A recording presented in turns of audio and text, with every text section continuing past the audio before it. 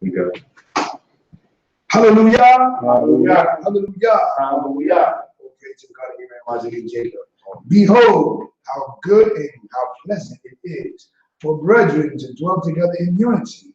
It is like the precious oil upon the head, coming down upon the beard, even Aharon's beard, that cometh down upon the collar of his garments, like the dew of Hermon, that cometh down upon the mountain of Zion. For there Yah commanded the blessing, even life forever. Hallelujah. Hallelujah. Thank you, Most High. All glory unto you for your blessings and your guidance. May you guide my brother's words so that the people can understand and hopefully implant it and implement it in their lives. You are the power that guides all of us in righteousness and a straight path. Without you, we will be lost. Glorifying you forever and thanking you. Bless the people that are here, the people that couldn't make it, and the people that's online, even the whole house of Israel. Hallelujah. Hallelujah. Hallelujah. Hallelujah.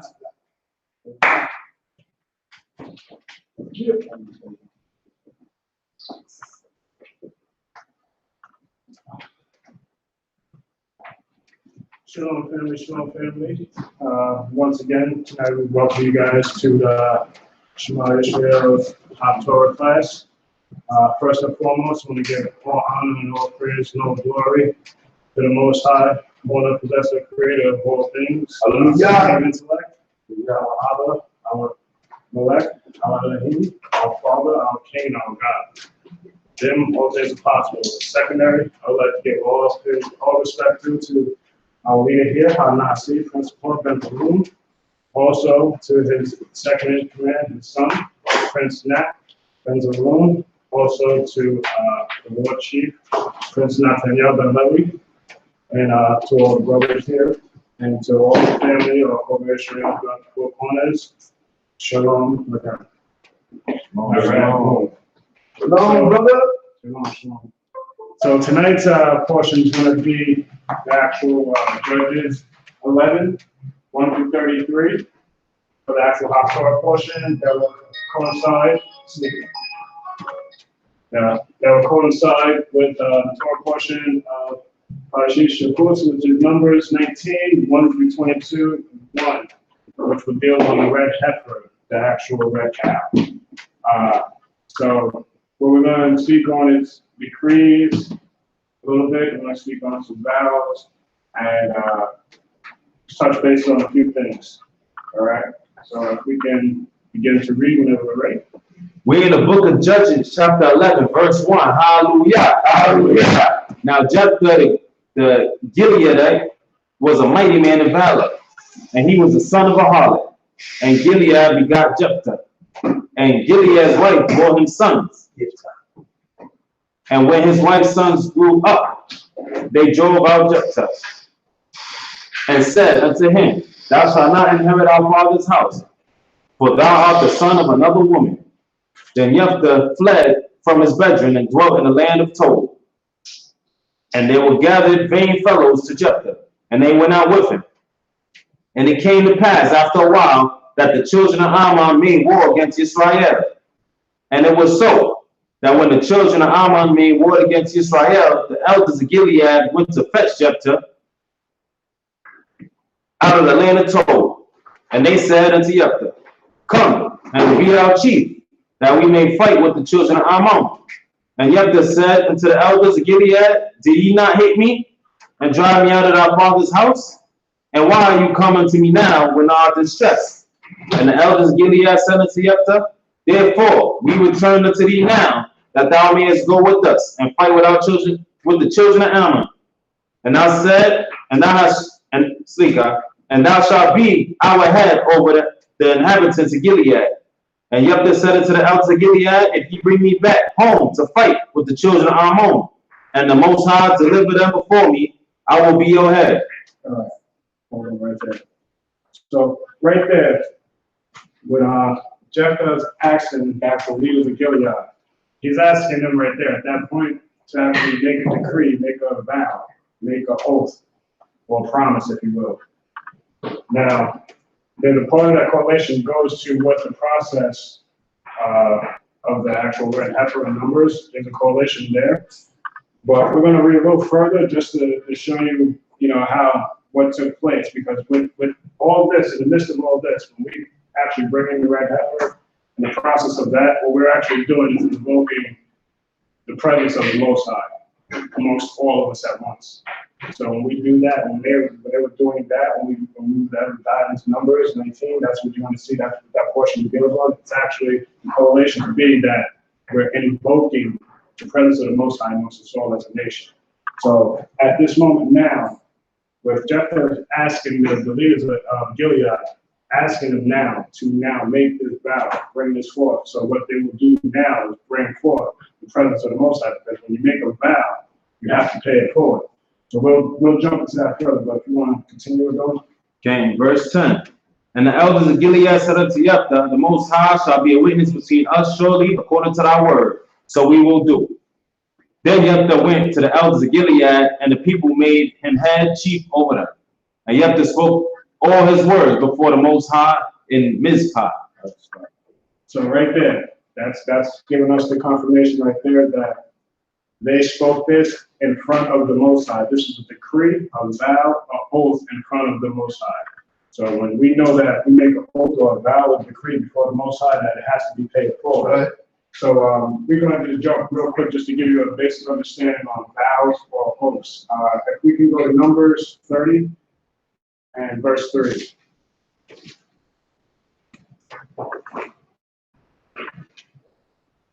We in the book of Numbers, chapter 30, verse 3. Hallelujah. Hallelujah. Yeah. When a man vow a vow unto the Most High, or swear an oath to bind his soul with a bond, he shall not break his word. He shall do according to all that proceedeth out of his mouth. Now, from there, we see what just took place.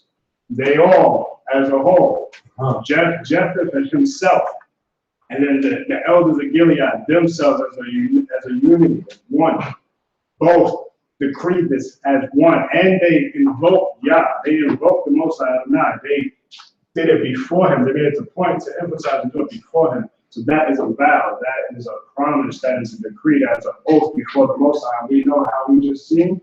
When you have an oath, you have to pay it for it. You have to do it. Now, if we could try just to give you a second part of that, let's go to Ecclesiastes 5 and 1.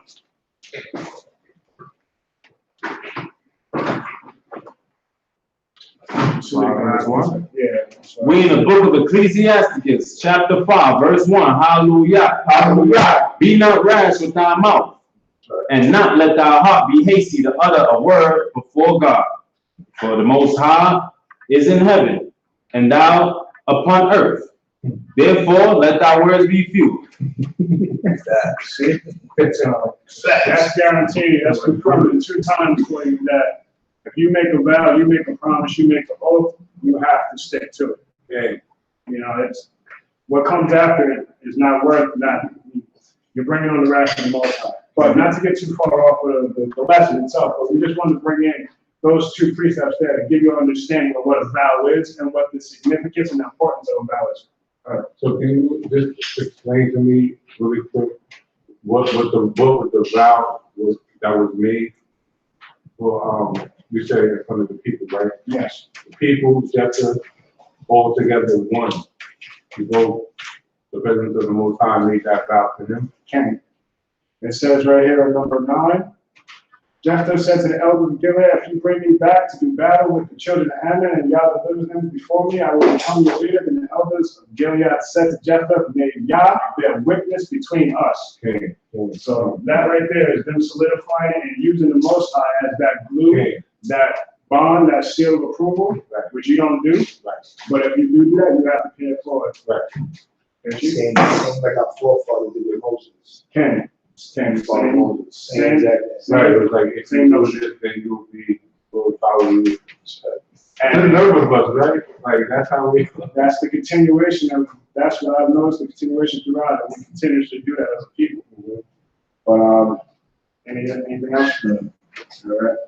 All right, Don, you want to pick up? Back on Judges? Yes. I think we were at 12. We in the book of Judges, chapter 11, verse 12. Hallelujah. Hallelujah. And it reads on. And Jephthah sent messengers to the king of the children of Ammon, saying, What hast thou do with me, that thou art coming to me to fight against my land? And the king of the children of Ammon answered unto the messengers of Jephthah, Because Israel took away my land, when he came up out of the land of Egypt, from the Arnon, even unto Jabbok, and unto the Jordan. Now therefore restore those cities peaceably. And Jephthah sent messages again to the king of the children of Ammon. And he said unto him, Thus saith Jephthah, Israel took not away thy land of Moab, nor the land of the children of Ammon. But when they came up from Egypt, and Israel walked through the wilderness into the Red Sea, and came into Kadesh, then Israel sent messages to the king of Edom, saying, Let me, I pray thee, pass through thy land. But the king of Edom hearkened not. And in like manner he said unto the kings of Moab, but he would not. And Israel was bold in Kadesh. Then he walked through the wilderness and compassed the land of Edom and the land of Moab. And he came to the east side and the land of Moab, and they pitched on the other side of Arnon. But they came not within the borders of Moab. Then Arnon was the border of Moab. And Israel sent messengers to Sihon, king of the Amorites, and king of Heshbon. And Israel said unto him, Let us pass, we pray thee. Do thy land is unto my place. But Shihon trusted not Israel to pass through his borders. But Shihon gathered all his people together and pitched in Jahaz and fought against Israel. And the Most High, the God of Israel, delivered Shihon and all his people into the hand of Israel, and they smote them. So Israel possessed all the land of the Amorites, the inhabitants of the country. And they possessed all the borders of the Amorites and Arnon, even unto Jabbok, and from the wilderness even unto the Jordan. So right there, that's what they asked. They asked, the elders of Gilead actually asked or required or requested from Jephthah to do such. Now that, with this being so meaningful to this day, that actual portion right there is a direct reflection of Psalms 136, specifically Psalms 136, 16 to 22. It's a part of how we open up every Shabbat service. And that which speaks directly on that, showing the might of the Most High. Which, as a people, once again, invoking the presence of the Most High. That's giving the most is, that is the thing for everything. When we're doing this, we're invoking the Most High as a people. Throughout this whole portion, they invoke the Most High as a people by bringing his presence, by making a vow. And by that vow, he deemed it forward by doing just that. He struck down all of those. We got all those lands as our inheritance, as it was told to us, because of that oath and that vow. Now, if we can go to Psalm 136, 16 through 22. We're in the book of Psalms, chapter 136, verse 16. Hallelujah. Hallelujah.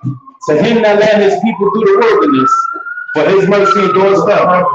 To him that smote great kings, for his mercy endures forever. And slew mighty kings, for his mercy endures forever. Shihon, king of the Amorites, for his mercy endures forever. And king of Bashan, for his mercy endures forever. And gave their land for a heritage, for his mercy endures forever. Even a heritage to the Israel his servant, for his mercy endures forever. Hallelujah.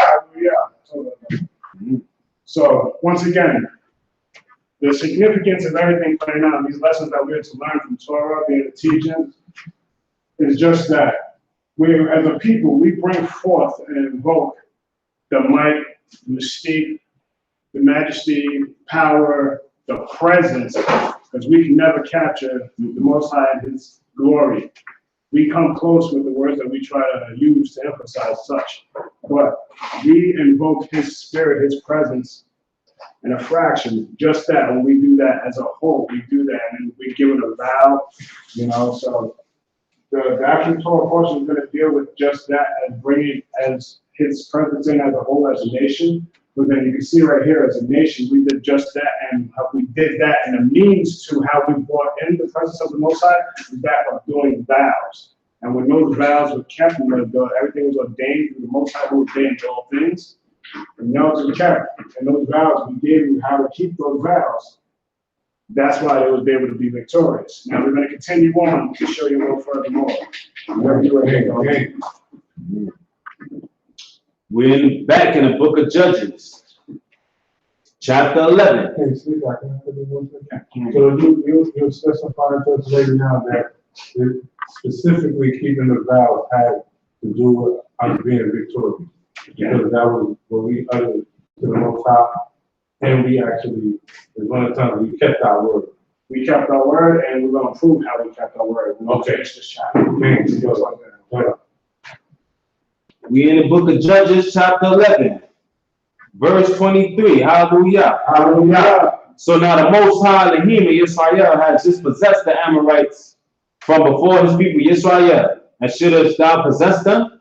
Will not thou possess that which the deities given unto thee to possess? So whosoever the Most High Elohim has dispossessed them before us, them we will possess.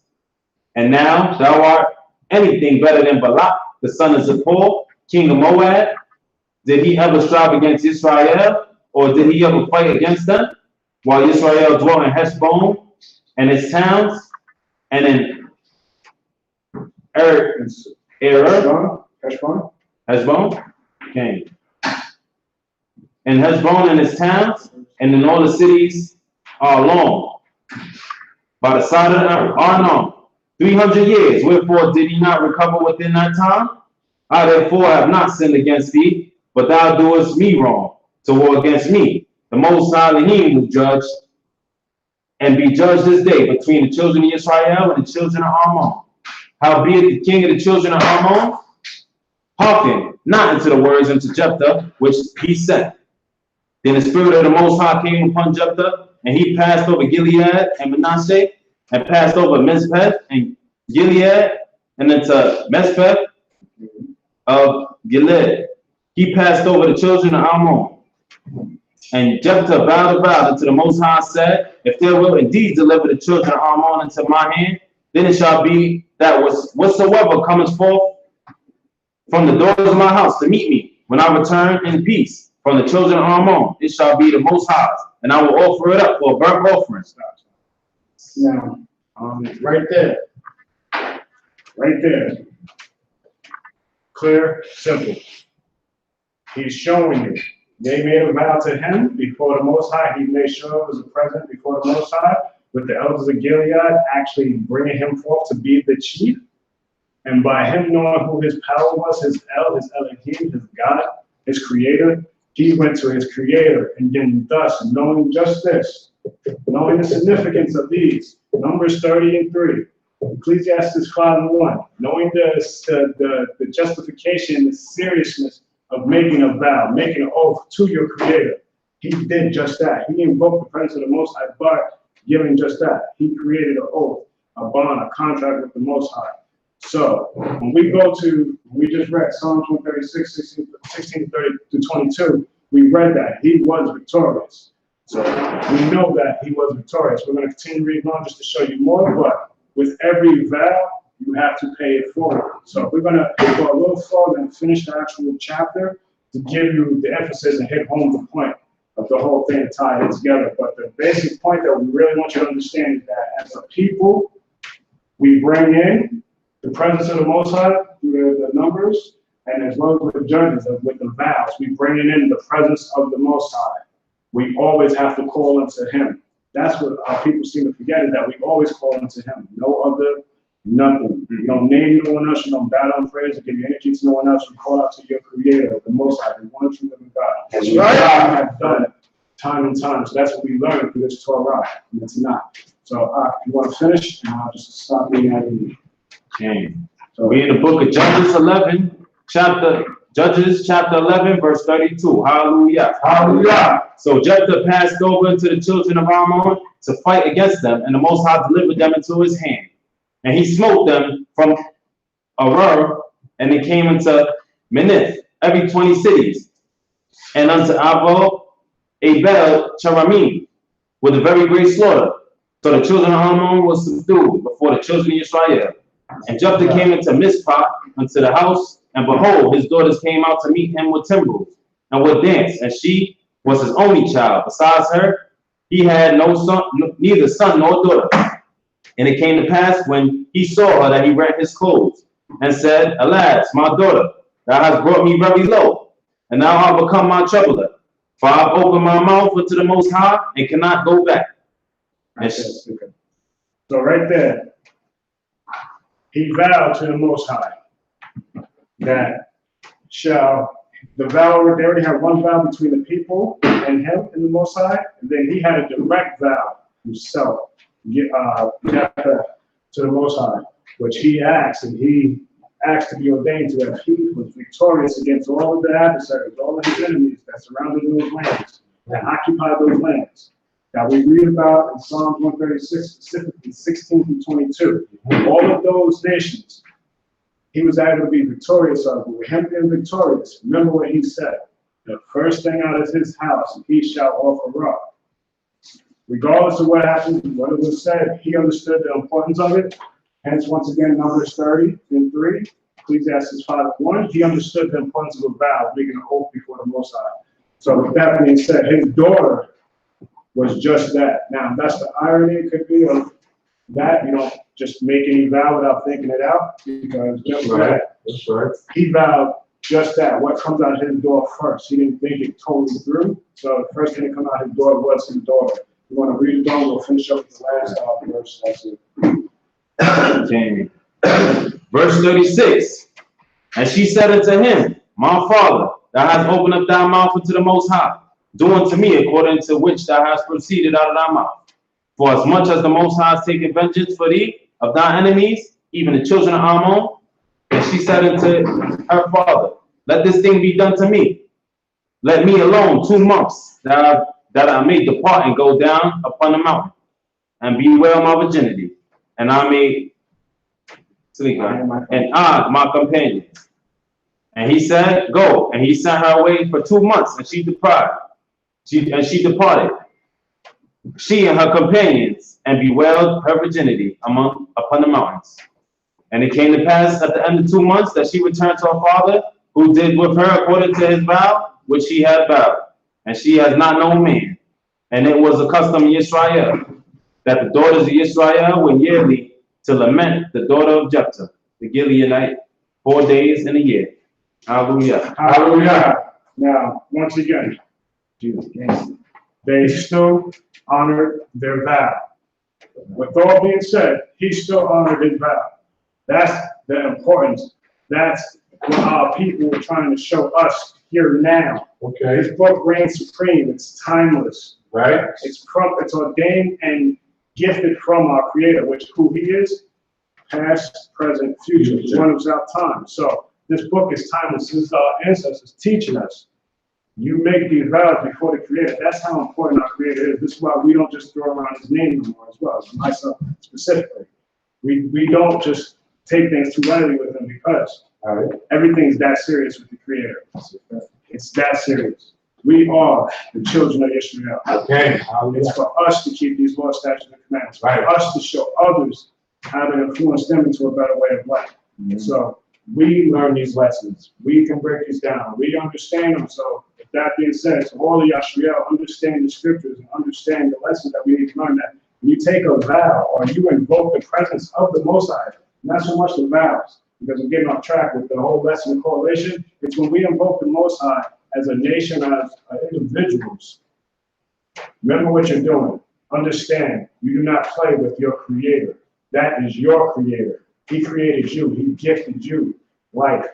You understand? Hence why the numbers portion is such deep and such specific. It's that much important to us, that the correlation between the two is just that. As a nation, to invoke the Spirit of the Most High, to invoke His presence, we have to understand what we're doing and why we're doing such. Hence, through Judges, the portion of invoking the presence of the Most High was through the vows that they made and they set in the being.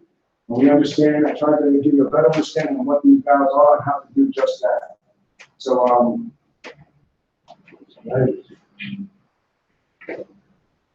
yeah, we did that, Judge Sperry. So, with all that, I pray that the Most High blesses you all and that you've all gotten something out of this lesson. Yeah. And I pray that the Most High continues to bless us all as a family throughout the four corners, all the coalition. And I pray that you all tune in next week for the next Shabbat class, as well as for tomorrow night for the Shabbat class, and then Saturday for our Shabbat service, 10:30. To all that are in presence, shalom, shalom. Shalom. Anybody want to lead us in prayer? Or you want me to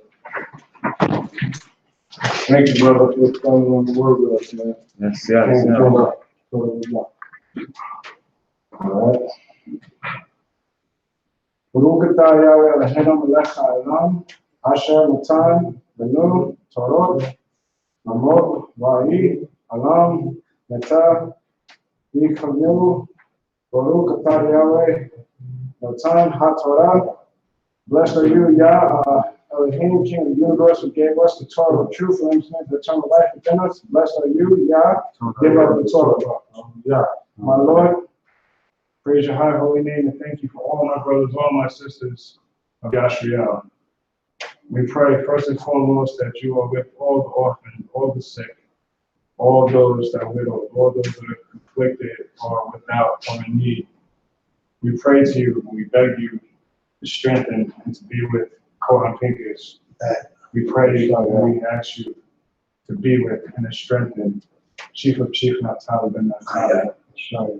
My Lord, we have all experienced so much, but through you, everything is possible through you. We thank you for the sight, for the hearing, for the touch, for the taste, for the smell.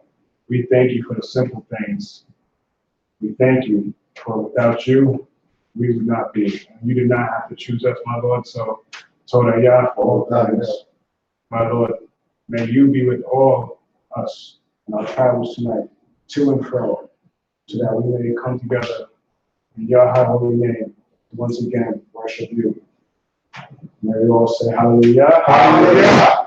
Hallelujah. Hallelujah. Hallelujah. Hallelujah. Praise the name of Yah. Praise the mighty God. Say la. There's love.